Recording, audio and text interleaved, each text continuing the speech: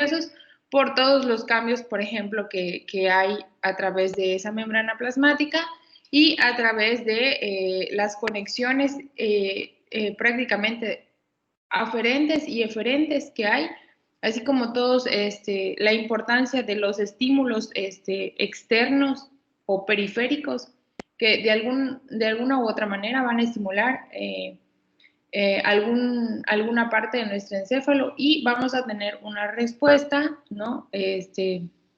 Ya sea motora o alguna respuesta en la que nosotros vayamos a percibir algo del medio externo, pero tuvo que haber sido, o sea, tuvo que llegar hacia nuestro cerebro a través de qué? De el estímulo de, ya sea de nuestros pares craneales o a través de esos estímulos que viajan a través de la médula espinal, ¿no?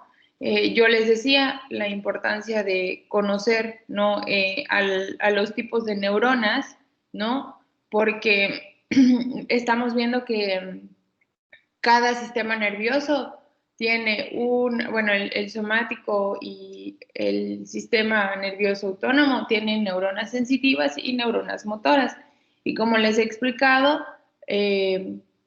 tiene mucho que ver, vimos músculo, ¿no? Que prácticamente va a ser nuestro eferente, nuestro productor, ¿no? De ese movimiento, ¿no? Respecto a qué? Al estímulo que haya llegado y se haya desencadenado después como una respuesta. ¿De dónde lo vamos? ¿Dónde va a ser prácticamente visible? Pues a través del movimiento, ¿no? Ya incluso sea, les decía, en el sistema nervioso somático, vemos que si toco algo caliente o si tengo dolor, siempre voy a tener como alguna respuesta motora. ¿Y quién lo va a hacer? El estímulo se va a dar a través de esa neurona sensitiva y el estímulo, o sea, la reacción prácticamente la vamos a ver a nivel motor y quién va a ser la responsable, nuestra neurona motora somática, ¿no? Yo les decía, recordemos siempre que el sistema nervioso somático, cuando hablemos de la neurona motora, algo que van a liberar va a ser acetilcolina. Y cuando veamos al sistema nervioso autónomo, lo que van a liberar va a ser noradrenalina y adrenalina, ¿no? Entonces, si ustedes están haciendo sus apuntes, tengo sistema nervioso somático, sistema nervioso autónomo, esta libera acetilcolina, las dos tienen neuronas motoras sensitivas y motoras. Esta igual tiene sensitiva y motora, pero la motora libera acetilcolina y esta libera noradrenalina y adrenalina, ¿no? Ya les decía, vimos, ¿no? Que las neuronas sensitivas autónomas iban a trabajar ¿con quién? Con los interreceptores, ¿no? Y que estos también iban a registrar, vaya, todos esos estímulos que en algún momento van a, como a activar a este sistema nervioso, ya que, por ejemplo, en el sistema nervioso somático, pues era a través del tacto, a través del dolor, todos esos mecanorreceptores que en algún momento tenemos y hacen como esa función. En este caso no tenemos, no los tenemos, vaya, y estos interreceptores, como les decía ese día, iban a detectar, ¿no? Por ejemplo, les hablaba, ¿no? De cuando nosotros comemos, tú no estás siendo consciente, en aquellos los mecanorreceptores lo que hacen es que haya alguna función consciente. En este no hay esa función consciente porque como yo les decía, ok, yo no le puedo decir a mis vísceras que yo no he podido ir al baño, pero no les puedo decir, oigan, sí, ya vayamos hoy al baño, ¿no? O sea, de repente pasan 3, 4 días y la persona que tiene estreñimiento no va al baño, pero no puede hacerlo como de manera consciente, ¿no? Entonces, cosas que, punto importante otra vez, para el sistema nervioso somático es que acá es de manera consciente y acá hay cosas que funcionan de manera inconsciente, ¿no? Que están, vaya, de alguna u otra forma automatizadas, pero decíamos qué pasaba con ese sistema nervioso autónomo, al menos si hablábamos de las neuronas motoras neuronas motoras autónomas. ¿Qué iba a pasar? Que íbamos a tener como, si ustedes se dan cuenta, vimos acá los músculos, yo les decía, yo tengo les puse el ejemplo, ¿no? Yo puedo respirar, no controlo mi respiración de manera consciente, pero eso no quiere decir que no pueda regularla, ¿no? Yo les decía, van a haber tal vez vísceras o van a haber órganos que estén controlados por el sistema nervioso autónomo, pero que nosotros vamos a poder controlar. Y les ponía el ejemplo, ¿no? Del polígrafo, ¿no? Yo les decía a esas personas que pues los llevan para saber realmente si están diciendo la verdad o no. Lo único que pasa es que obviamente su tensión arterial sube, empiezan a tener sudoración, empiezan, o sea, todo ese tipo de cosas son las que contemplan, ¿no? Pero imagínense una persona que tiene como demasiado control, no puede controlar su respiración, nada lo altera, incluso cuando se ven, por ejemplo, yo recuerdo que cuando veíamos en psicología, una ocasión me tocó preguntar, yo decía, bueno, pero esas personas que, o sea, que hacen este tipo de delitos o que van, ¿no? Y el detector de mentiras prácticamente o sea, descarta el hecho de que realmente hayan hecho este tipo de acciones, pues son personas que en algún momento también hay, no solo ese control, a veces es como, bueno, cuando se habla de trastornos, pues, o sea, es algo que no está consciente, porque también ya hubo, efectivamente, porque es patológico, y hay un trastorno, ya no hay algo, ¿no?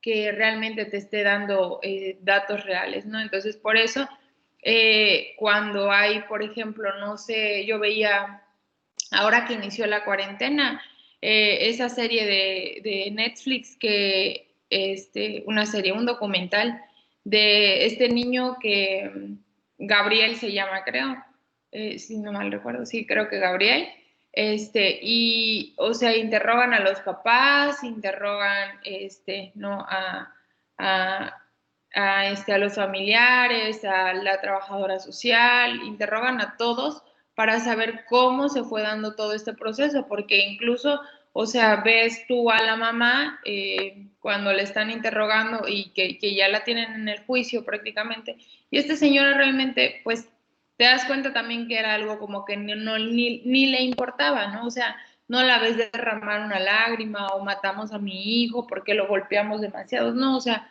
ya depende de muchas otras cosas, entonces obviamente por eso intervienen en esos juicios siempre hay como esa parte de la investigación por parte de algún psicólogo o de algún psiquiatra, dependiendo cuál sea el tema, porque pues, no, por la manipulación de datos que se pudieran dar en caso de que hubiera como algo mal, ¿no? Ya ahí es donde empiezan a encontrar, ¿no? Que tal vez ellos, digo, ya no tiene que ver mucho con el tema, pero pues descartan prácticamente que hayan este tipo de cosas y encuentran como algunos otros incidentes que afectaron la vida de la madre, que hacen que tal vez tenga como totalmente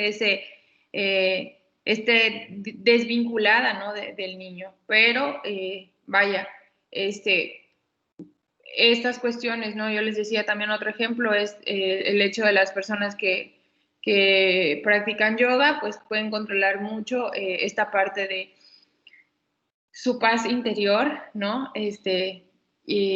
Y bueno, ¿qué se controla en eso? Pues mucho de la tensión arterial, ¿no? O sea, no son personas que comúnmente pierden el control, ¿no?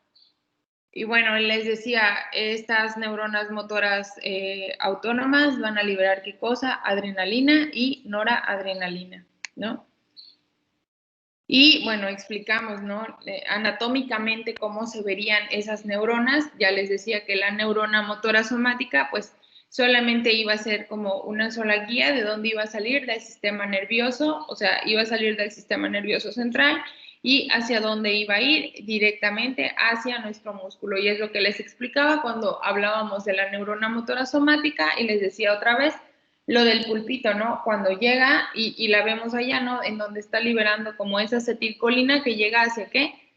Hacia el músculo. Y decíamos, cuando hablábamos del músculo, veíamos todo lo que se generaba cuando se unía el calcio, la acetilcolina y desencadenaba todo toda esta contracción muscular, ¿no? A diferencia de la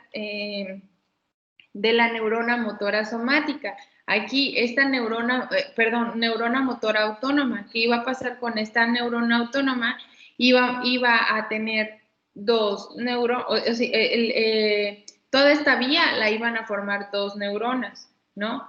Estas neuronas motoras autónomas, a diferencia de la primera que iba a tener un solo trayecto, estas iban a funcionar, ¿no?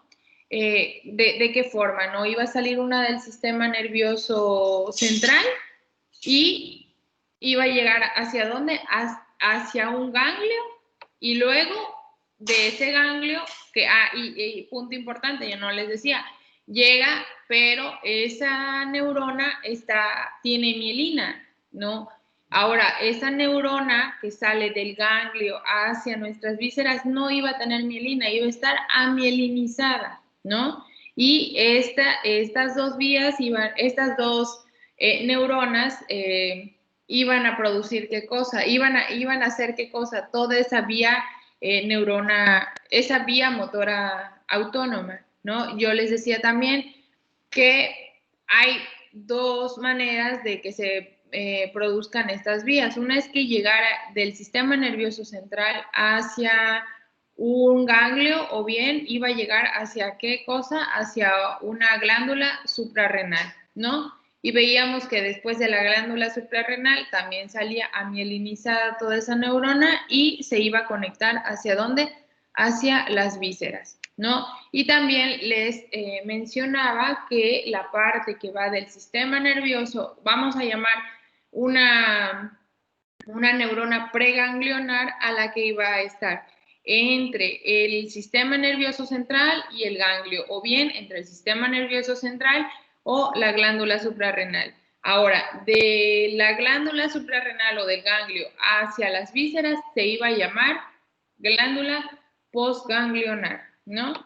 Y creo que hasta ahí nos habíamos quedado porque empezamos a ver lo de las porciones eferentes y vimos que a diferencia, ¿no? Decíamos de estas neuronas motoras somáticas que iban a llegar hacia el músculo y que se desencadenaba enseguida, pues esta contracción, ahora en el sistema nervioso autónomo vamos a encontrar a dos ramas.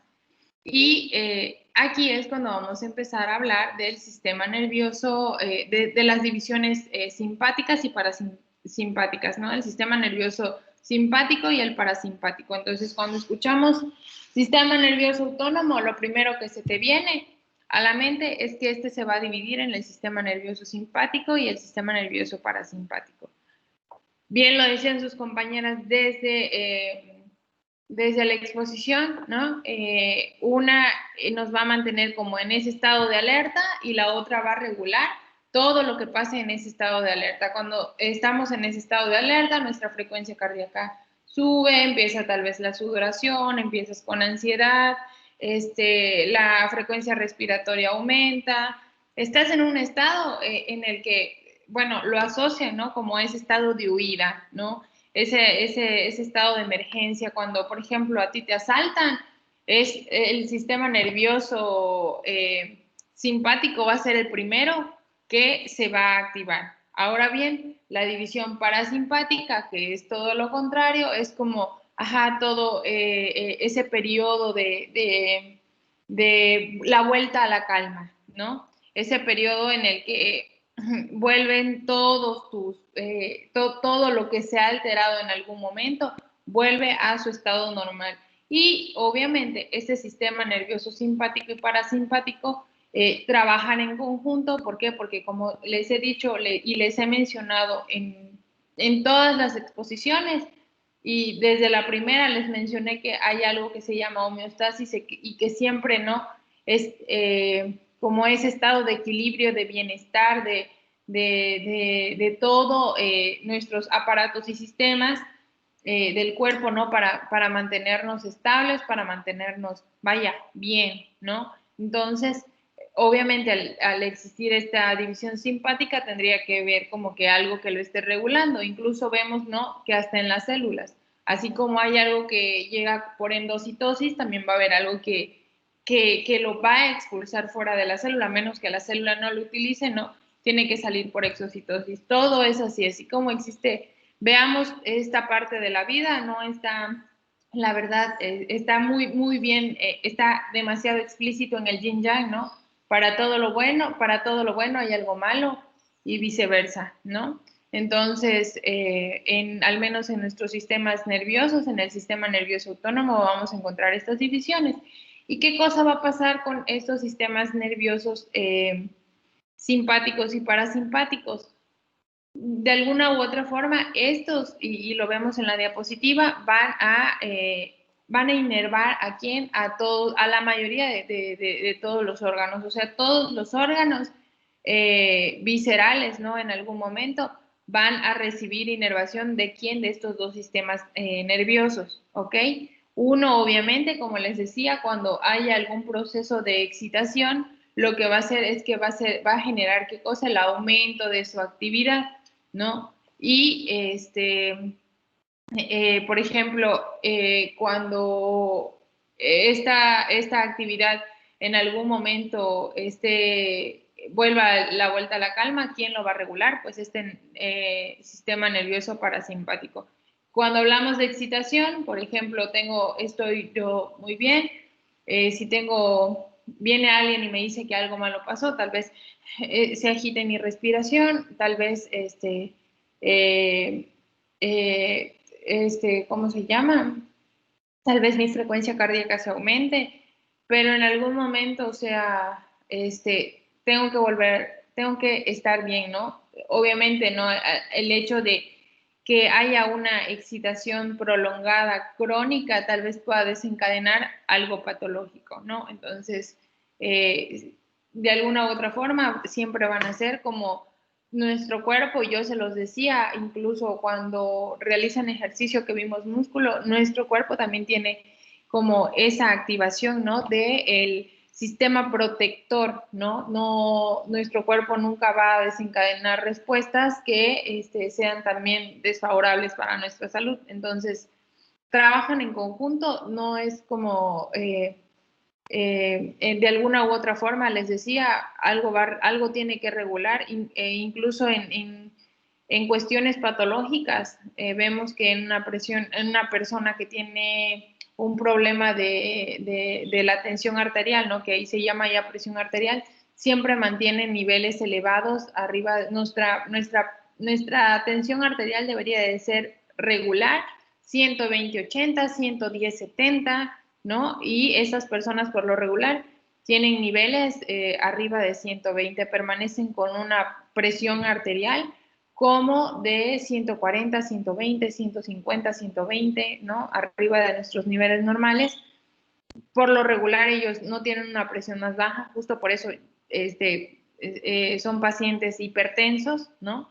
Y ese tipo de pacientes, de alguna u otra forma, cuando hay una excitación, imagínense, por eso es mucho mayor el riesgo en los pacientes hipertensos, porque estos niveles se elevan posteriores a esos que yo les decía. O sea, imagínense, ese 140, 120 es lo ideal que quieren volver a alcanzar cuando se active nuestro sistema parasimpático, porque siempre van a estar como 200, 210, 160, 180, incluso vemos niveles así súper altos y a veces dices, ah, Dios mío, ¿cómo todavía está vivo este señor?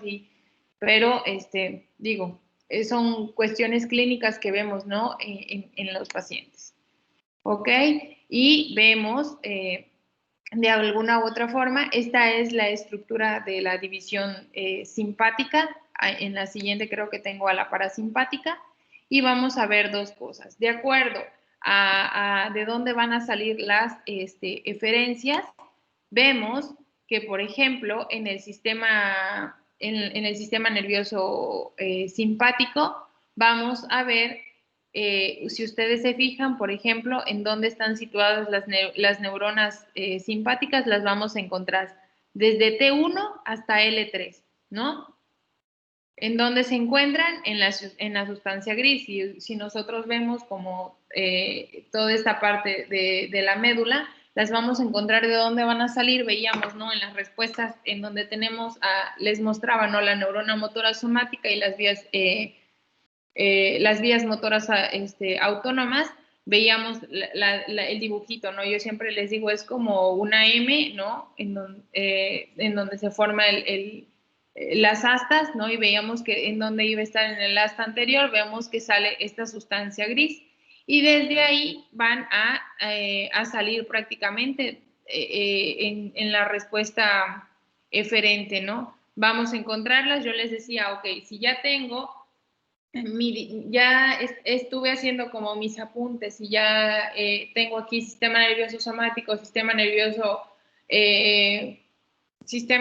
autónomo. Entonces hago dos líneas en donde digo, bueno, esto tiene dos ramas y entonces pongo sistema nervioso simpático y el parasimpático. Ya les decía, este va a va a generar como toda esa excitación, todo este nivel de estrés, ¿no? Que va a llegar en algún momento hacia nuestros órganos.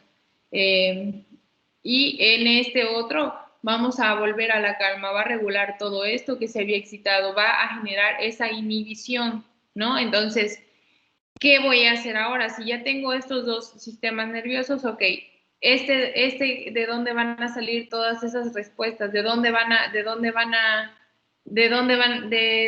emergen prácticamente, ¿no? De las astas laterales, ¿no? De la sustancia gris. Anoto que en el sistema nervioso simpático van a salir de ahí, ¿no? ¿Y de dónde a dónde? Las voy a ubicar desde T1 a L3.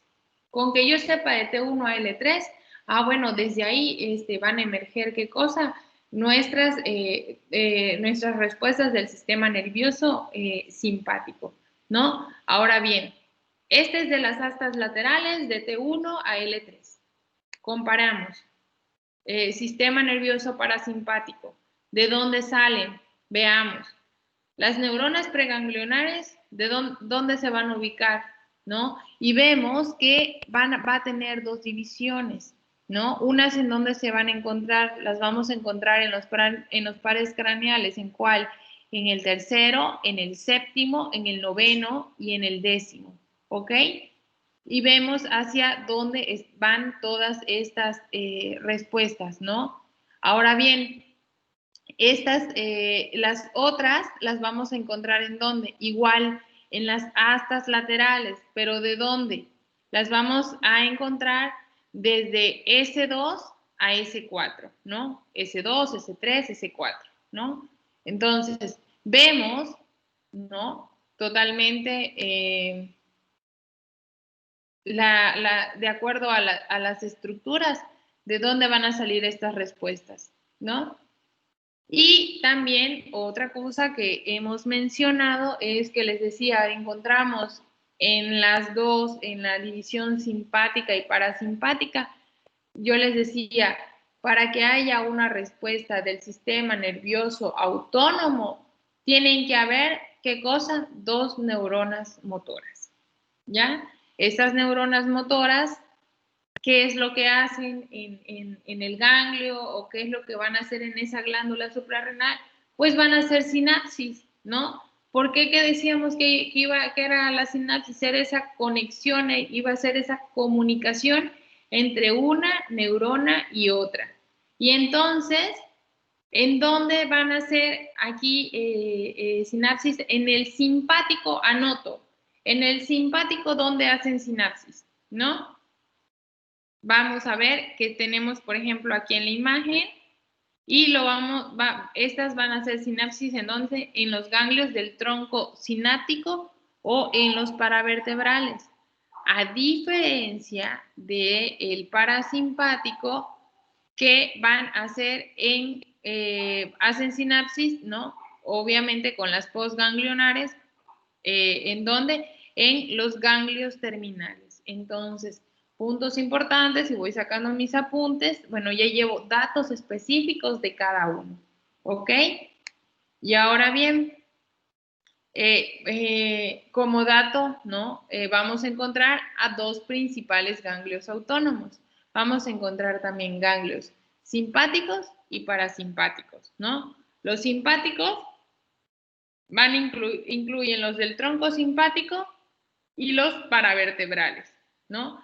Y los ganglios parasimpáticos se denominan ganglios terminales y van a estar cerca de ¿dónde? De nuestras vísceras, ¿ok? Entonces, si ustedes se dan cuenta y vemos, vamos a ver a todos estos ganglios que se van a encontrar, incluso si ustedes se dan cuenta, encontramos a estos ganglios, bueno, no sé si, qué tan, si lo han escuchado o no, pero yo creo que en el transcurso, ¿no? de su carrera van a ver toda esta parte de cómo, creo que en alguna materia ya les dejaron la tarea porque escuché que alguien lo mencionó en la escuela, o no sé si estoy mal, pero por ejemplo de ver, ¿no? De cuáles son las ramas de la fisioterapia, ¿no? Y veíamos que pues está la fisioterapia pediátrica, fisioterapia neurológica, fisioterapia deportiva, fisioterapia, ¿qué otra? O sea, fisioterapia de la mujer, hay un montón, ¿no? De ramas, ¿no? De la fisioterapia. Ahora bien, cuando hablamos de fisioterapia dermatofuncional, ¿no?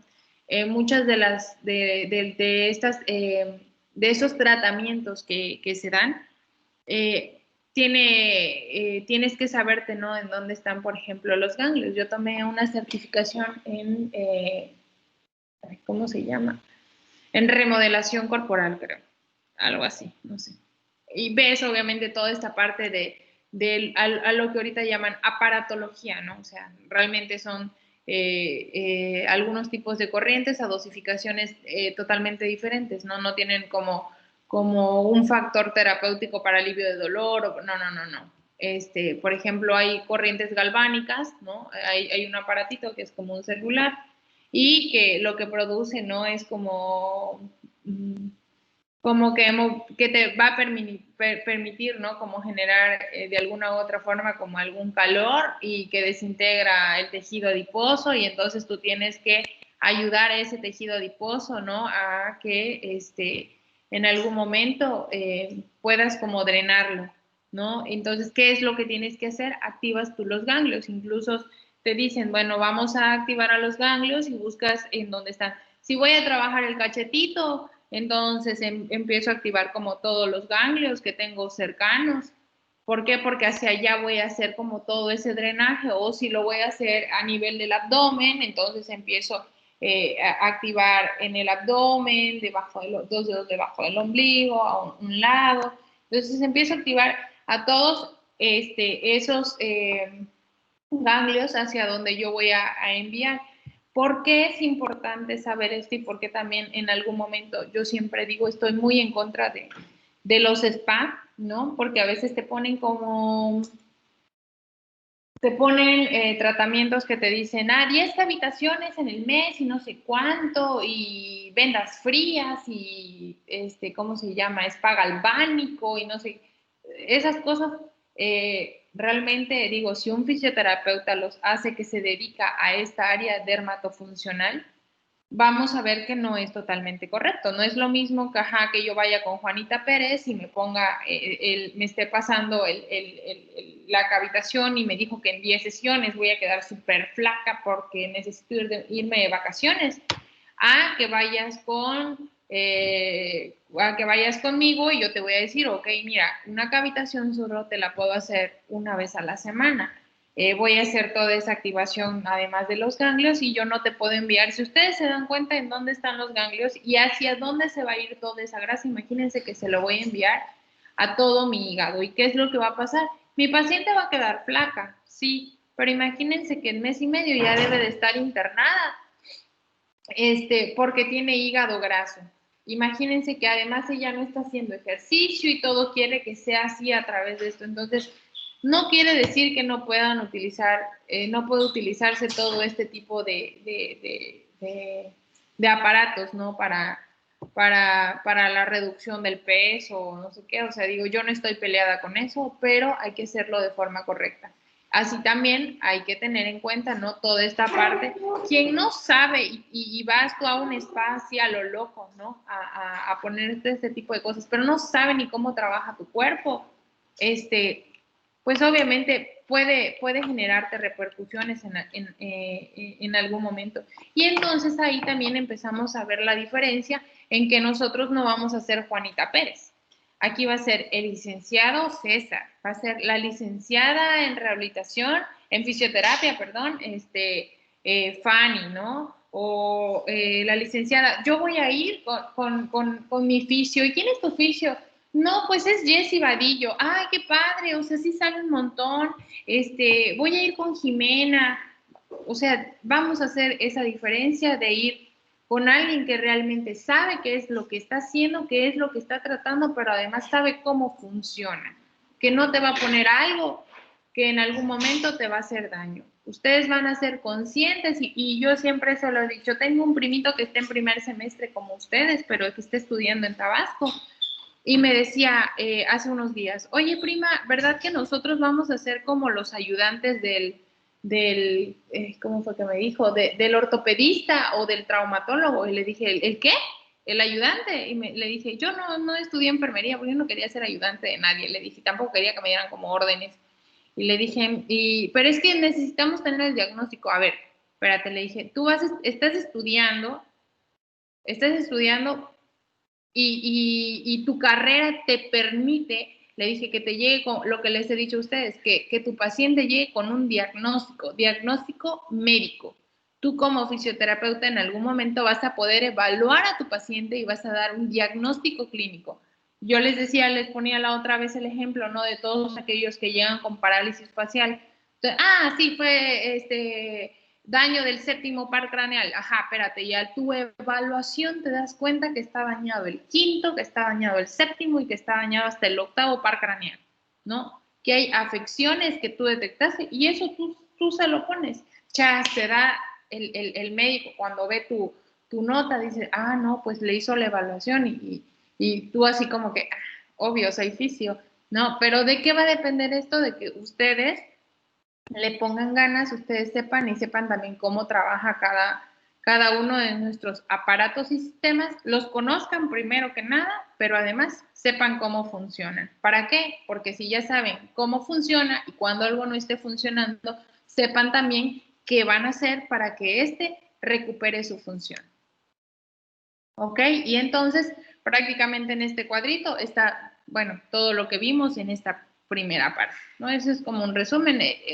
Como estas diapositivas se la quedan ustedes, pues eso pueden revisarlo. Pero es esto que vimos.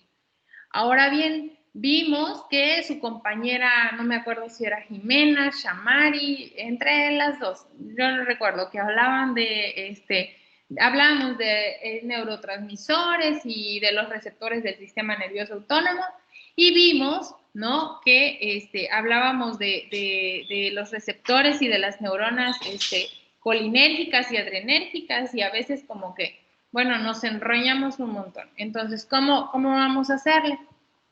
Vamos a ir viendo esto también y se van a dar cuenta que es bastante fácil entender, ¿no? Claro, cada una de las funciones. Ahora bien, las neuronas motoras autónomas, ya hemos hablado que iban a secretar de alguna u otra forma adrenalina y noradrenalina.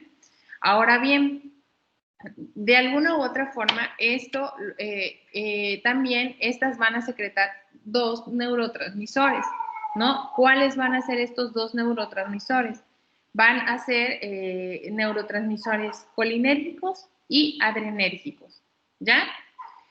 Y vemos que los receptores, estos son neurotransmisores. Yo tengo neurotransmisores, pero cuando veíamos, por ejemplo, músculo y veíamos la placa motora, veíamos que se desencadenaban, por ejemplo, neurotransmisores, pero necesitamos un receptor. Yo les decía y les he hablado desde la primera clase cuando veíamos la membrana plasmática, yo les decía, ajá, sí, puede existir algo, pero también necesita algo que lo deje pasar. ¿Y qué va a hacer eso que lo deje pasar? ¿Qué van a hacer esas cositas que a veces vemos como verdes, azules, que son esos canales iónicos, ¿no? Que van a estar, ¿no? A través de la membrana, que van a estar en esa membrana plasmática. ¿Qué vamos a encontrar aquí? Vamos a encontrar al menos receptores de estos neurotransmisores. ¿Qué cosa van a hacer? No son nada más que proteínas integrales de membrana que van a estar ubicadas ahí y que lo único que van a hacer es, de alguna u otra forma, permitir que estos neurotransmisores pasen, ¿no? Entonces vean que sí es importante que al principio nos hayamos aprendido que hay proteínas de canales, ¿no? Y que son al menos estas que van a ser proteínas integrales que van a generar, ¿no? El paso de estos neurotransmisores a través de ¿qué? De esa membrana plasmática. Y vamos a ver que al menos las neuronas colinérgicas van a liberar, ¿qué cosa? Van a liberar acetilcolina, ¿ya? ¿Qué van a incluir estas neuronas colinérgicas? Si ustedes se dan cuenta, vemos a toda esa acetilcolina que va a estar en donde a través de quién, de esta neurona. Vemos a esa neurona postganglionar y vemos ahí la presencia en la imagen de esa acetilcolina. ¿Ok? Entonces, las neuronas colinérgicas que van a incluir todas las neuronas preganglionares, simpáticas y parasimpáticas. Las neuronas simpáticas postganglionares que inervan la mayoría de las glándulas sudoríparas y a todas las neuronas parasimpáticas postganglionares. Ahí vamos a encontrar la presencia de ¿qué?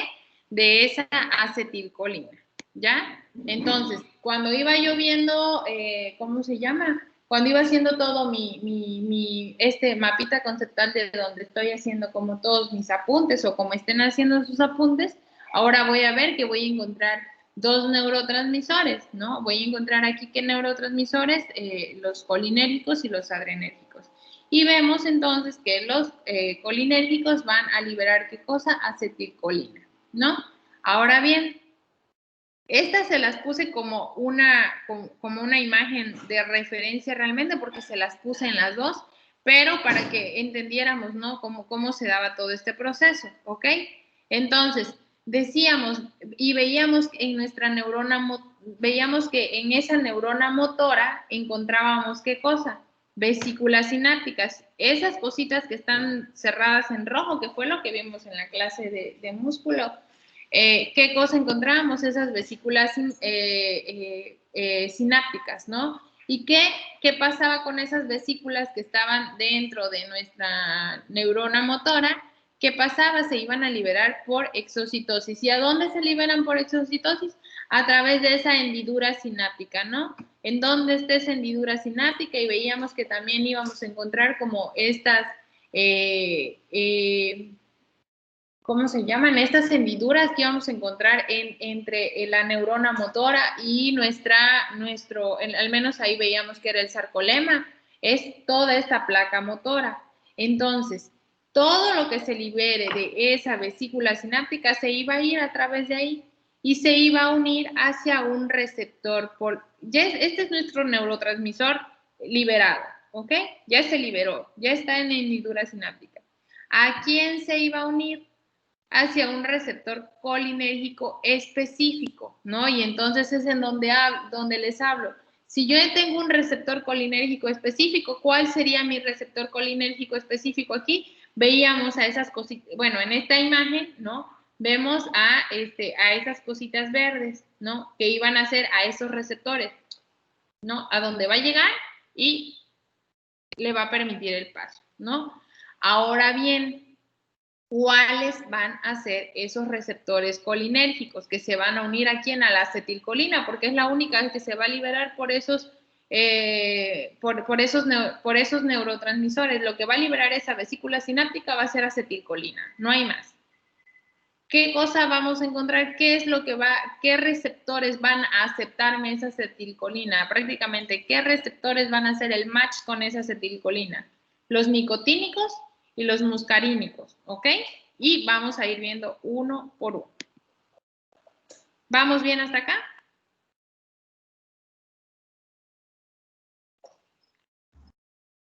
Hola. Sí, maestra. Ok. Veíamos entonces, yo les decía que teníamos dos tipos de receptores en estos que iban que iban a hacer el match con quién, con la acetilcolina, ¿no? ¿Y en dónde vamos a encontrar a estos receptores nicotínicos? Los vamos a encontrar en las membranas plasmáticas de las dendritas, ¿ya? Y es muy obvio porque en dónde va a estar, las dendritas son las que van a llegar hacia el músculo, ¿no? Quienes vemos como esas manitas de los pulpitos al menos en en algún, ¿cómo se llama? En algún músculo, ¿no? En cuerpos celulares, ya les había dicho en dónde los vamos, que veíamos a estos neurotransmisores, ¿no? Que veíamos también que teníamos a la presencia de los neurotransmisores. Bueno, pues los receptores los vamos a encontrar en las neuronas postganglionares, ¿ya? Y en las membranas plasmáticas de células cromafines de la médula suprarrenal, que ya les decía, cuando llega la primera célula preganglionar, la primera neurona motora autónoma preganglionar, llega del sistema nervioso somático, llega a la glándula suprarrenal, pero en dónde hace, prácticamente en dónde hace esa sinapsis, hacia dónde llega, específicamente llega a células cromafines que están en dónde, en esa médula suprarrenal. Y otra en donde las vamos a encontrar va a ser obviamente en la placa motora, ¿de dónde? De la unión neuromuscular, ¿no? Entonces, si ustedes ven, a ver, en la siguiente, yo les decía, les vuelvo a poner la imagen que hemos visto. Miren, aquí está la imagen de la médula suprarrenal y vemos que esas células cromafines que están en moradito, las que están encerradas en el círculo, ahí es a donde llega primero la célula del sistema nervioso central, hace match, y posterior a ello sale que nuestra segunda neurona motora postgangliona. ¿Ok? ¿Y en dónde más las vamos a encontrar? Lo que vimos ya así como más a fondo y que yo les decía, lo van a entender mucho más rápido. Lo vamos a ver en la placa motora. Y en la placa motora lo veíamos de esa manera, está encerrada en el circuito y yo les decía, son las cositas verdes que van a ¿qué? Que van a hacer, que van a llegar, van a recibir a esa acetilcolina que se libera de quién? De esas vesículas sinápticas, ¿no? Ahora, los receptores muscarínicos, ¿ok? Van a estar en membranas plasmáticas de todos los efectores. ¿Cuáles son nuestros efectores? Ya les decía, al menos hablando del sistema nervioso autónomo, pues todas las del músculo liso, las del músculo cardíaco y en las glándulas, ¿no? Prácticamente en nuestras vísceras y en el músculo cardíaco, ¿no? Y van a estar inervados por axones parasimpáticos postganglionares. ¿Cuáles son estos axones parasimpáticos postganglionares? Pues los axones son todo ese conjunto de neuronas, todo lo que lleva a esa neurona postganglionar, ¿no? ¿Hacia dónde? Hacia, en este caso, nuestro músculo liso, no sé, o que llegue prácticamente a esas paredes del corazón, ¿no? La mayoría de las glándulas sudoríparas van a recibir inervación de estas neuronas postganglionares colinérgicas y van a tener también receptores muscarínicos, ¿no? Y datos importantes de estos receptores, por ejemplo, la nicotina no va a activar los receptores muscarínicos. O sea, de estos dos tipos de receptores que vamos a tener, tenemos que tener en cuenta eso. Los nicotínicos no van a activar a los muscarínicos y la muscarina no va a activar a quién, a esos receptores nicotínicos. Pero algo que sí hay que tener en cuenta es que la acetilcolina va a activar a estos dos tipos de receptores colinérgicos. Por eso yo les decía, siempre van a ser como ese match, ¿no? ¿Y para qué sirve?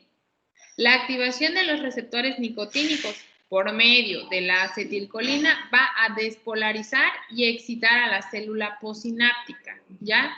Que puede ser una neurona motora postganglionar o un efector autónomo o fibra muscular esquelética, es decir, ¿a quién va a excitar, no? A nuestra víscera en algún momento o que prácticamente es como ese efector, ¿no? Aquel que tiene como esa última respuesta, ¿ya?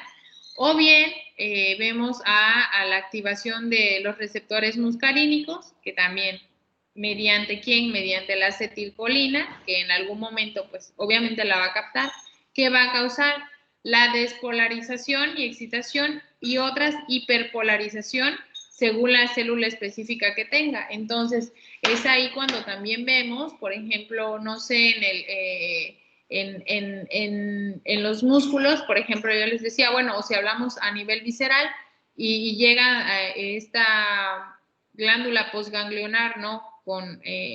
Activa hacia mis vísceras, específicamente hablando, no sé, que estemos hablando de que tengo mis intestinos, de alguna u otra forma una puede causar una excitación, ¿no? A través de que estoy recibiendo, por ejemplo, el alimento, pero también de alguna u otra forma, si yo hablo que tiene como ese efecto de inhibición, pues también de alguna u otra forma, yo les decía, este sistema nervioso autónomo lo que hace es como, ajá, ok, ya tengo como ese detector que dice, ay, estoy súper llena, ¿no?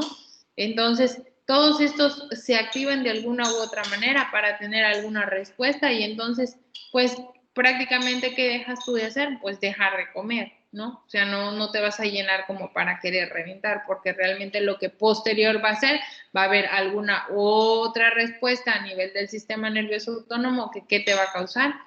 Obviamente dolor, ¿no?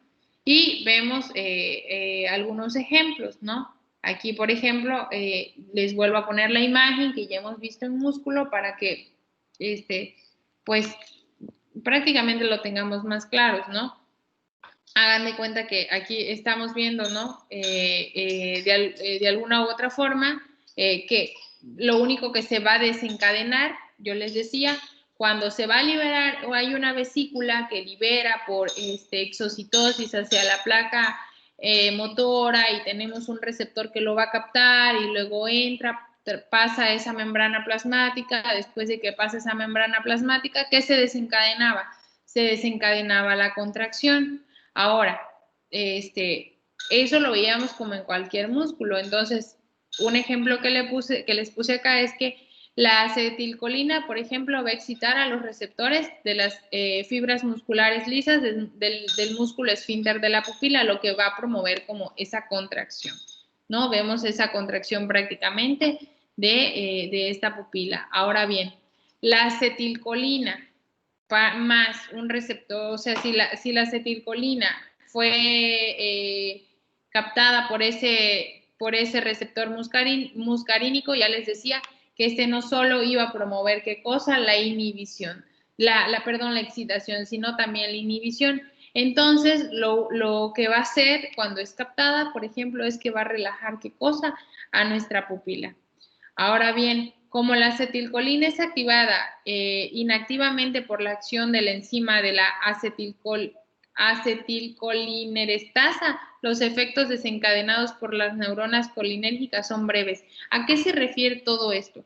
¿Recuerdan cuando veíamos en la clase pasada también lo de músculo? Yo les decía, ok, ¿y qué pasa con toda esa acetilcolina que prácticamente no fue utilizada? En la placa motora, en la hendidura sináptica, vamos a encontrar a esa acetilcolinerestasa, ¿no? Que lo que iba a hacer toda esa degradación de quién, de toda esa acetilcolina. Y en esa imagen, de hecho esa imagen, o sea, por eso se las puse en la exposición pasada y ahorita que estamos viendo esto, porque creo que es muy explícita, te muestra, ¿no? Están nuestras dos hendiduras en la placa motora, en una ya ingresó prácticamente la acetilcolina, el sodio, todo lo que ya hizo ese potencial de acción y ya generó mi contracción, pero todo lo que yo no utilicé en algún momento pues no se puede quedar ahí. ¿Y qué cosa era lo que pasaba? Algo lo degradaba y en este caso pues es esta enzima. Y bien, bueno, igual, lo mismo que en la pasada es lo que acabamos de ver. Y bueno, ¿me permiten tantito?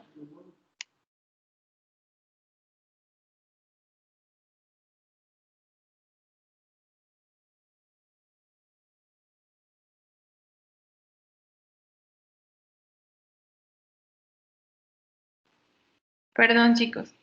Bueno, entonces, eh, así es como vamos a clasificar entonces qué es lo que hacen, qué es lo que liberan estas neuronas colinérgicas. Pero vamos a tener también a estas neuronas adrenérgicas. ¿Y qué iban a liberar estas neuronas adrenérgicas? Liberaban qué cosa? Noradrenalina, iban a liberar noradrenalina y adrenalina, ¿no? La mayoría de estas neuronas sinápticas prácticamente están en donde, son prácticamente neuronas postganglionares, por eso las tenemos señaladas en donde, en la imagen que aparece en esta diapositiva. ¿Y quiénes van a liberar prácticamente noradrenalina como neurotransmisor? Esas neuronas simpáticas postganglionares y las neuronas cromafines de la médula suprarrenal, pero estas las van a liberar como hormona hacia la sangre, ¿no? Entonces, las tenemos en las neuronas postganglionares, ¿no? Sí, en las neuronas simpáticas y las vamos a tener también en donde en las glándulas suprarrenales, ¿ok? Ahora, ¿qué va a pasar con esa adrenalina? ¿Para qué sirve? Así como vimos en las neuronas colinérgicas, ¿no? La acetilcolina, ¿para qué servía? Ok, la noradrenalina va a sintetizar y se va a almacenar en vesículas sinápticas y se va a liberar por exocitosis, justo como vimos también en la imagencita que vimos, no sé si la puse posteriormente, pero si no, ahorita nos regresamos. Y se van a difundir también en esa hendidura sináptica, pero se van a unir a receptores adrenérgicos, es decir, que si me llega una noradrenalina, obviamente no la va a captar, no la va a recibir un receptor colinérgico, tiene que ser un receptor adrenérgico. Yo les decía, así como cuando veíamos, yo sé que no estuvieron Jimena, Shamarian, ahí, Fer, Claudia, al principio, pero los demás, de alguna u otra forma, yo les decía, ajá, cuando tenemos canales iónicos, hay canales que van a permitir el paso y cuando vimos a la difusión simple, difusión facilitada, les decía, algunas van a requerir de energía, otras no, ¿y por qué? Obviamente porque, por ejemplo, tiene que ver mucho la carga, veíamos, ¿no? Que tienen que haber, ahí decían, les mencionaba, ¿no? Hay receptores que van a captar a ciertos neurotransmisores, a ciertas moléculas, solo a esas les van a dejar el paso. Y eso es lo que pasa, por eso aquí hay neurotransmisores colinérgicos y cada neurotransmisor va a tener un receptor específico que va a permitir el paso a través de quién, de esa membrana plasmática, ¿ok? Ahora bien, aquí tenemos a la noradrenalina y va a pasar en donde a través de esa hendidura sináptica, ¿no? Y vamos a encontrar a los receptores adrenérgicos que van a hacer el match con esa noradrenalina y en dónde va a estar en esa membrana. ¿Por qué nos dice membrana postsináptica? ¿No? Prácticamente, o sea, tenemos esa hendidura sináptica, tenemos a la placa motora y ahí está nuestra membrana postsináptica y ¿qué va a producir? La excitación o inhibición de la célula efectora, porque decíamos que la noradrenalina, eso era lo que iba a causar, ¿no? Una excitación o una inhibición, ¿no? ¿Y qué hacen? ¿Qué van a hacer estos receptores adrenérgicos? Como bien les mencioné, van a fijar ¿a quién? A la noradrenalina y a la adrenalina. Recuerden que veíamos que en las glándulas suprarrenales, yo les decía, va a haber noradrenalina que se va a liberar hacia la sangre, pero también vamos a encontrar a la adrenalina. Ahora bien, ahora que se libera esa noradrenalina, ¿cuál va a ser nuestro receptor? ¿Quién va a ser quién va a ser ese canal iónico que va a estar en aquella, del otro lado de la placa motora? ¿Quiénes nos van a recibir a esta noradrenalina y a la adrenalina? Vamos a encontrar a receptores alfa y a receptores beta. Allá encontrábamos ¿a quiénes? A los nicotínicos y a los muscarínicos, ¿no? Los encontrábamos en los colinérgicos. En los adrenérgicos, es lo que les digo, vayan haciendo así su mapita, ok, ya, si allá encuentro a los nicotínicos y a los muscarínicos, aquí, ¿a quiénes voy a encontrar? Voy a encontrar a los alfa y a los beta, ¿ok? Y entonces, ¿en dónde los vamos a encontrar? Si nosotros, ok, sí, ya en la membrana plasmática, ya lo vi, ya la maestra me trae mareada, pero quiero saber en dónde están realmente. Entonces, estos se van a localizar en los efectores viscerales, es decir, ya estamos hablando de que ya están, ¿no? En total contacto, como les decía, en las neuronas motoras somáticas hablamos del músculo. Aquí nos estamos haciendo a la idea que lo que hemos visto en las imagencitas va a ser nuestra víscera, ¿no? Porque el sistema nervioso autónomo va a controlar a nuestras vísceras, a nuestro músculo cardíaco, ¿no? La imagen, no vayan a confundir. En la imagen que yo les pongo es solo como referencia, ¿no? Pero estamos conscientes de que llega ¿hacia qué? Hacia vísceras, hacia estos órganos y hacia nuestro músculo cardíaco, ¿ok? Pero no es que llegue exactamente al músculo, porque quien manda en el músculo esquelético, ¿quién va a ser? Ese sistema nervioso somático. Aquí estamos viendo el sistema nervioso autónomo. Solo se los puse como ejemplo, porque ya lo habíamos visto y como para que hicieran más clic, ¿no? con esa parte. Ahora bien, la mayoría de estas células efectores contienen receptores alfa o beta y algunas de las células efectores viscerales contienen ambos tipos, es decir, vamos a encontrar en estas vísceras a quienes, a estos receptores alfa y beta, ¿ok?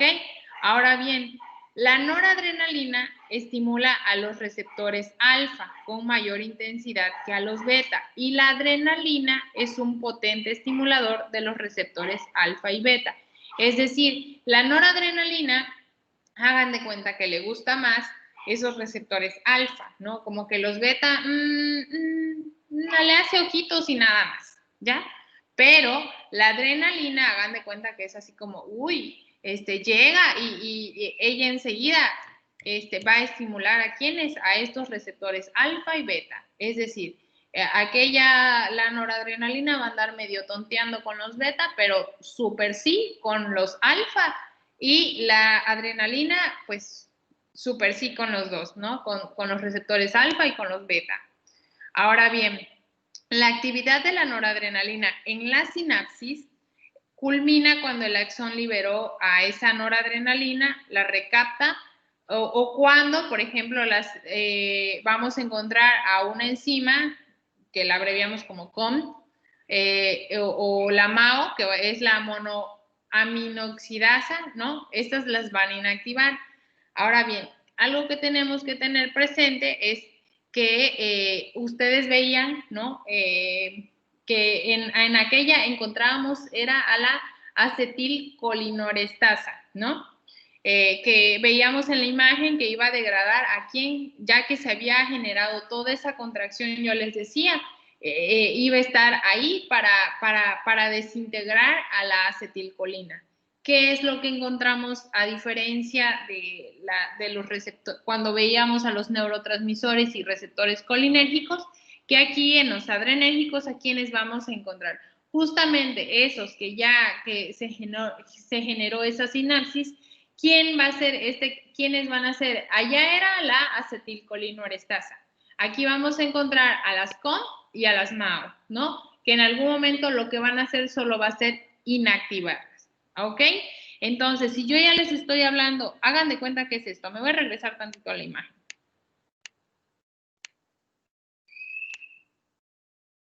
Ahí, en donde está encerrado lo rojito y que veíamos, hagan de cuenta que aquí lo que se está liberando va a ser esa noradrenalina, pero en vez de generarse esa contracción, en este caso estamos hablando de que ya se generó la sinapsis y que ya llegó hacia la célula efectora, que en este caso va a ser la víscera, en vez de tener esa acetilcolina como cositas rojas y que teníamos ahí a la acetilcolinorestasa, lo que vamos a tener va a ser a las COM y a las MAO, ¿ok?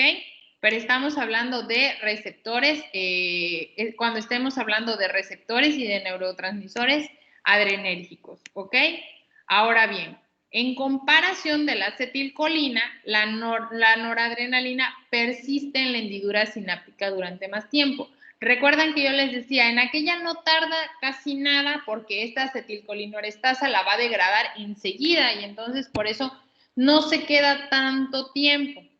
Ahora bien, a diferencia de aquella, en los receptores adrenérgicos, ¿qué es lo que pasa? Los efectos generados por estas neuronas adrenérgicas van a durar más. ¿Por qué? Porque no van a estar, no se van a degradar como tal. Estas enzimas que encontramos aquí sí la inactivan, pero no la degradan como tal, como lo hace la acetilcolinorestasa con la acetilcolina, ¿no? Y bueno, igual vemos acá, vamos a ver que vamos a tener tipos de receptores, ¿ok? Ahora bien, ¿para qué sirven estos tipos de receptores? Vamos a ver que vamos a encontrar dentro de los receptores adrenérgicos, vamos a encontrar a los alfa y a los beta. Y cuando ustedes ven esto de receptores alfa y beta, ay, qué flojera o qué sé yo, no está, de verdad, o sea, es como para entenderse súper fácil. ¿Qué tenemos que tener presente? En el cuadrito lo dice, ¿no? Las proteínas integrales los receptores adrenérgicos son proteínas integrales, como ya les he venido mencionando. Todo eso que va a ayudar al paso en las membranas plasmáticas son proteínas integrales, ¿ya? ¿Y qué vamos a tener? Proteínas integrales en las membranas plasmáticas posinápticas, es decir, así como en su placa motora, activadas por el neurotransmisor noradrenalina y por las hormonas de la noradrenalina y la adrenalina, que estas son estas hormonas, ¿dónde las encontramos? En la glándula suprarrenal. Ahora tenemos las alfa 1 y 2 y tenemos a las beta 1 y 2. Y vemos qué hacen, ¿no? ¿En dónde se van a localizar?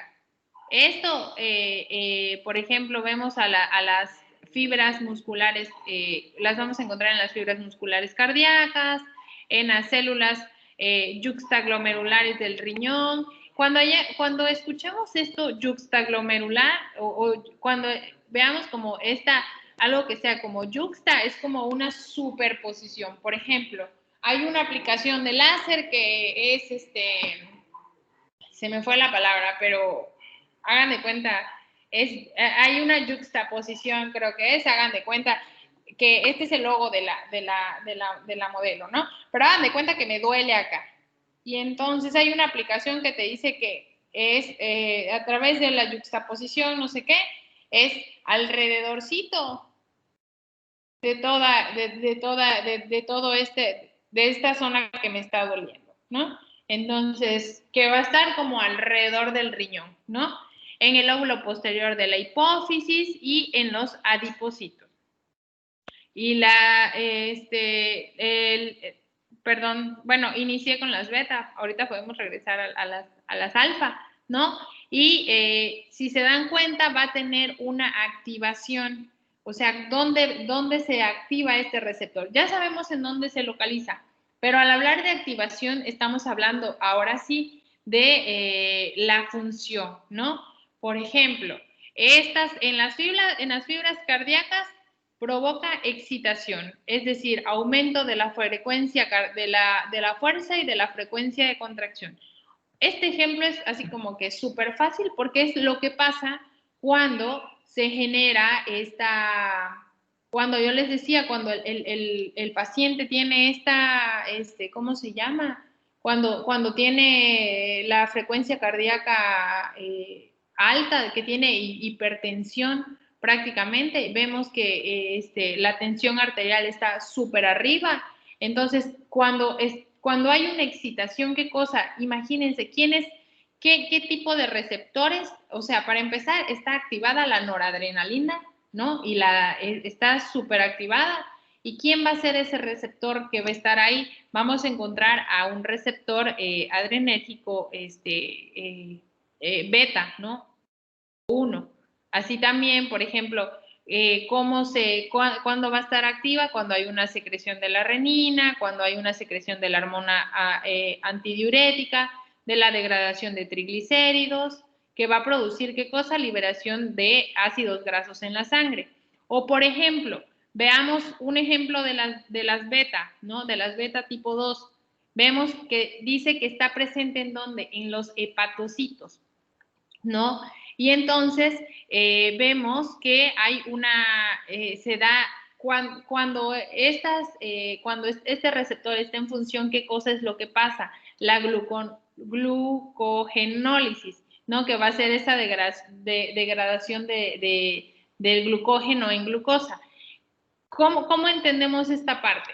Ok, si hay algo que lo activa en algún momento, que va a ser ese receptor, por eso existen medicamentos. Cuando ustedes lleven farmacología, la verdad es que no sé en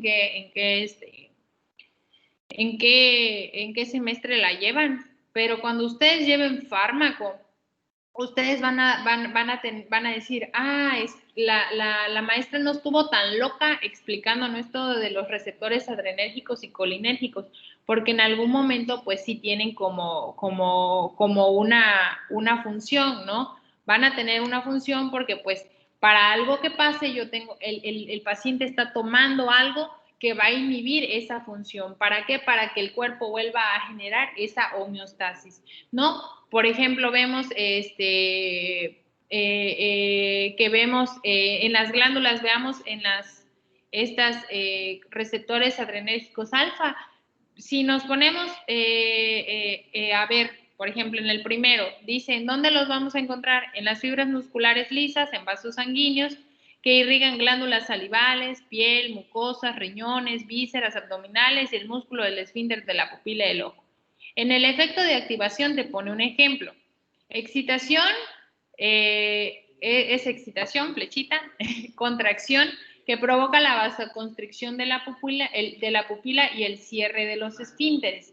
Cuando te dan algún medicamento, por ejemplo, cuando ustedes van, no sé si alguno de ustedes ha ido como a algún examen de la vista o algo así, te ponen como algún dilatador, lo que hace es bloquear, ¿qué cosa? A este receptor adrenérgico. ¿A cuál específicamente?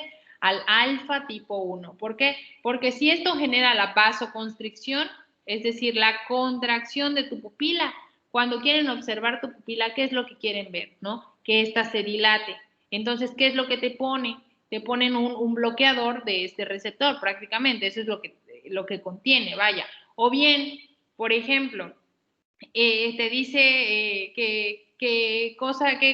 en dónde va a estar localizado. Por ejemplo, si te dice en las mucosas, ok, imagínense que alguien tiene gripa y está así que dices, ay, no manches, es que hoy me empezó la gripa y estoy de verdad así, que con un escurrimiento nasal así, fatal, ¿no? ¿Qué es lo que te dan? Un bloqueador, ¿para qué? Para estos receptores adrenérgicos alfa tipo 1. ¿Por qué? Porque lo que van a generar va a ser, si por ejemplo, está secretando, lo que tengo que hacer es como contrarrestar esa función, ¿no? Así también, por ejemplo, hola, buenos días.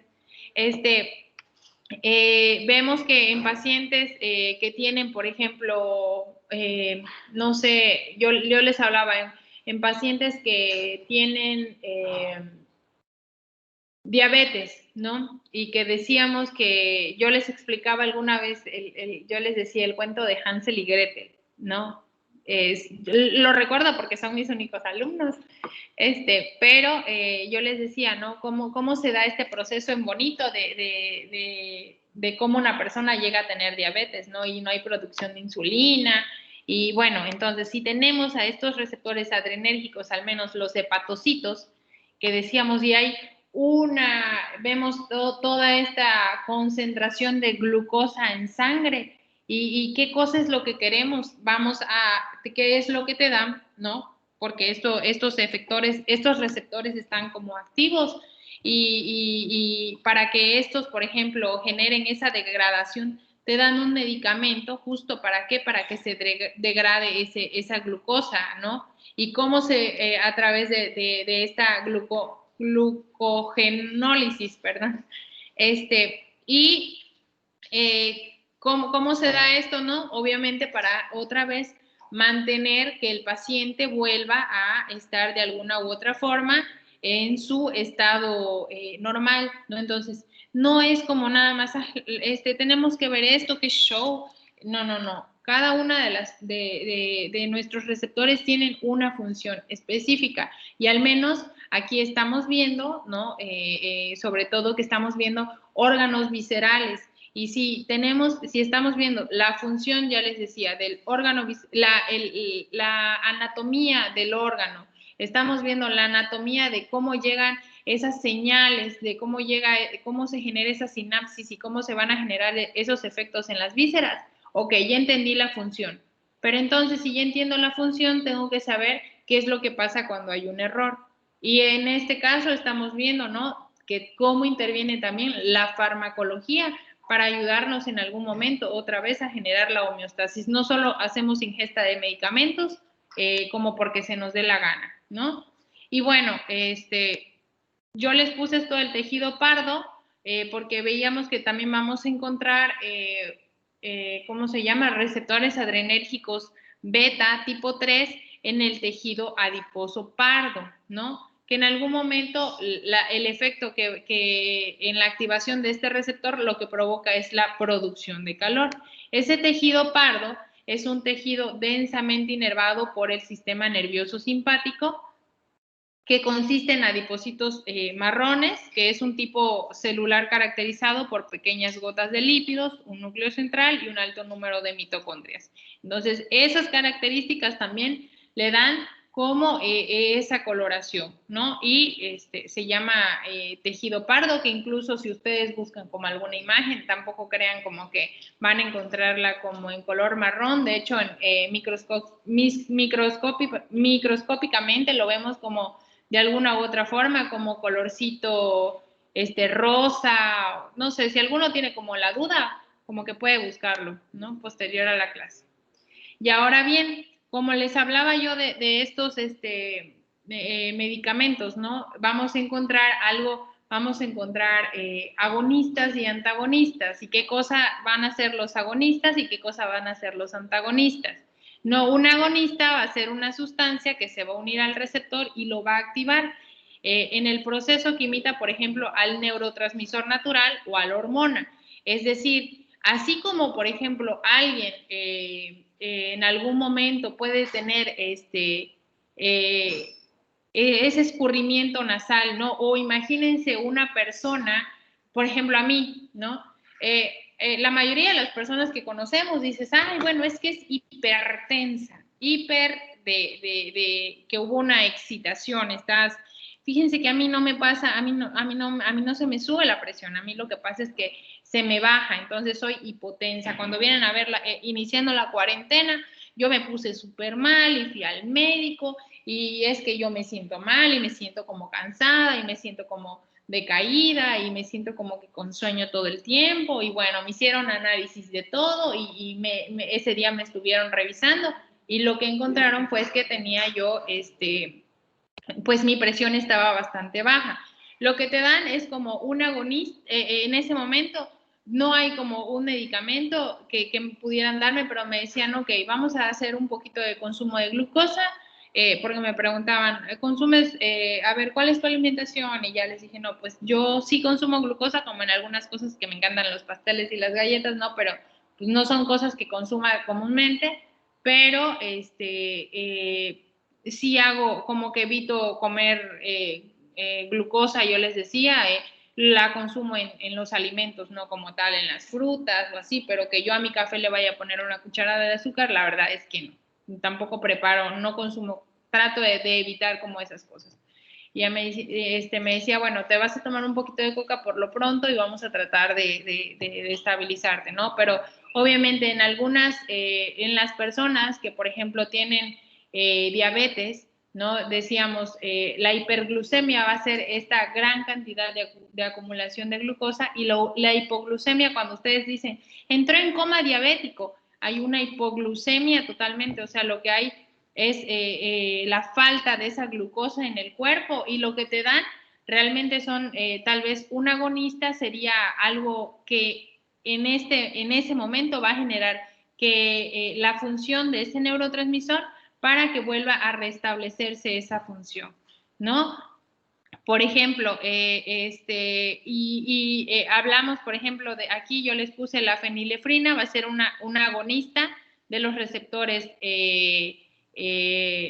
alfa tipo 1, que son adrenérgicos. Si nosotros nos vamos a la tablita, vemos que hacen, por ejemplo, las fibras musculares, en este caso, si estamos hablando de la vasoconstricción, o sea, la dilatación de la pupila, si en este momento está inhibida, o sea, no se genera esa vasoconstricción, que es lo que les decía, no se genera esa dilatación de la pupila, lo que hacen estos médicos cuando generan esa dilatación, pues es prácticamente estimular, ¿no?, a este receptor adrenérgico tipo 1 y lo que van a generar va a ser esa dilatación. ¿Con cuál medicamento? Con la fenilefrina. Pero, por ejemplo, en dado caso de que estemos hablando de las fibras musculares, ¿no?, y estemos teniendo una tensión arterial alta, una presión arterial como tal, ¿no?, ¿qué te van a mandar? Por ejemplo, un propanol, que va a bloquear ¿a quién? A los receptores adrenérgicos beta tipo 1, porque si se está dando este aumento de la frecuencia cardíaca, incluso si ustedes tienen algún familiar que es hipertenso, pregúntenle qué medicamentos toman. De seguro alguno de ellos va a ser ese propanol o algún medicamento que tenga como esa misma función, ¿no? Que lo que hace es exactamente inhibir esa fuerza de contracción. ¿Para qué? Para que el paciente mantenga esa presión de alguna u otra manera de forma estabilizada. Recuerden, siempre vamos a buscar que se genere un estado de homeostasis en el que nosotros podamos sentirnos bien, ¿no? Y que nuestros aparatos y sistemas se encuentren en un excelente funcionamiento, ¿ok? Y bueno, esto es así como solo la anatomía de lo que vimos del sistema nervioso autónomo. Ajá, y cuando hablamos de fisiología, exactamente, ok, ya todo lo que vi, ¿para qué nos sirve? ¿Cómo se desencadena? ¿No? Entonces, vamos a encontrar que tenemos un tono autónomo. Y ese tono autónomo, ¿qué cosa va a ser? Es el balance entre la actividad simpática y parasimpática. Y lo que yo les decía, al principio tenemos que encontrar como esa homeostasis. Bueno, pues este balance realmente se llama tono autónomo. ¿Y quién lo va a regular? Lo va a regular el hipotálamo, ¿no? Aquí la presencia, ¿no?, de que el hipotálamo tiene un montón de funciones muy, muy importantes. Si ustedes se dieron cuenta cuando veíamos, ¿no? También obviamente aquí se veía todo, prácticamente muchas cuestiones que vimos en las exposiciones. Incluso vino una pregunta en el examen en el que tenía que poner el hipotálamo, que la mayoría la tuvo mal. Pero al menos aquí estamos hablando de que ese balance en donde se va a dar prácticamente lo va a regular ¿quién? El hipotálamo. El hipotálamo activa el tono simpático y de forma simultánea apaga el tono parasimpático y viceversa. Es decir, que de alguna u otra forma, cuando se dé esta excitación o esta inhibición, se va a dar en dónde, específicamente en el hipotálamo, ¿no? Cuando tengamos, cuando hablemos, obviamente, respuestas, ¿no? Ya vimos al principio toda la anatomía y desde ahí les expliqué, ¿no? Que cuando hablemos de lo simpático va a ser estas respuestas de lucha o huida, ¿no? Y cuando hablemos del parasimpático vamos a hablar de todo lo que va a estar como en reposo, ¿ok?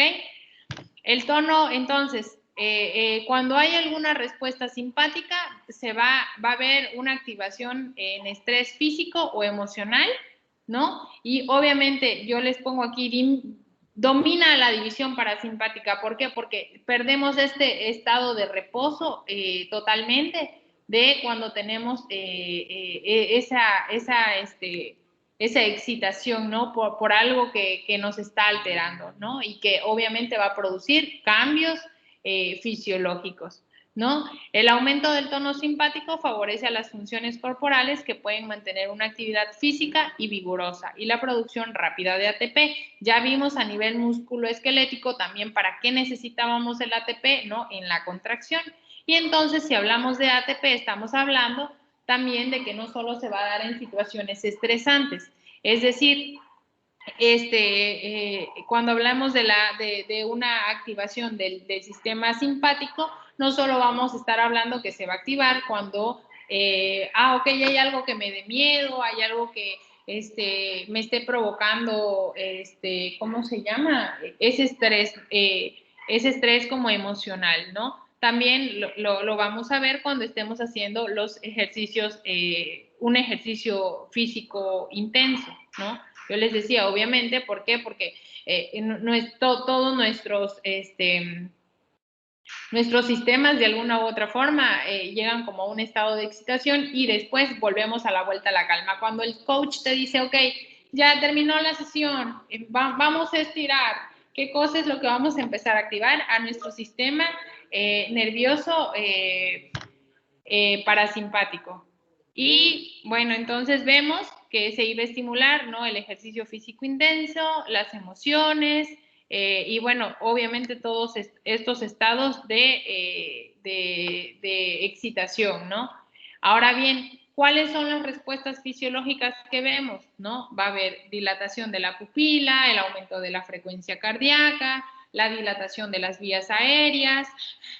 Cuando empezamos, por ejemplo, hay poca ingesta de aire, pero estoy muy agitado y el movimiento es como mucho más rápido. Va a haber constricción de vasos sanguíneos que irrigan a los riñones y al tubo digestivo con disminución del flujo sanguíneo hacia estos tejidos.